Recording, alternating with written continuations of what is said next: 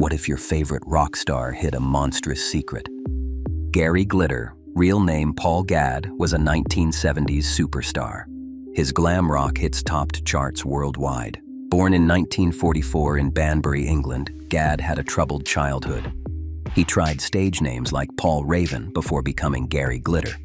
His breakthrough came in the early 1970s with songs like Rock and Roll. But in 1997, his dark side emerged during a computer repair in Bristol. A technician discovered over 4,000 child abuse images on his hard drive. The images depicted children as young as 2 in horrific acts. Gadd was arrested and convicted in 1999 of possessing child pornography.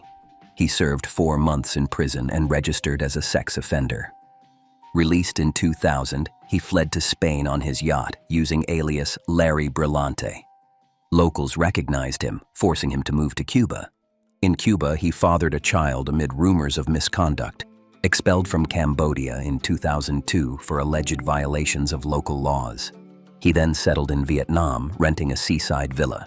In 2005, arrested after allegations from girls aged 11 to 23. Convicted in 2006 of obscene acts with 2 minors, sentenced to 3 years. He claimed innocence, blaming British tabloids. Suffered a heart attack in prison in 2008. Released and expelled, banned from over 20 countries including the Philippines. Back in the UK, arrested in 2012 under Operation Yewtree.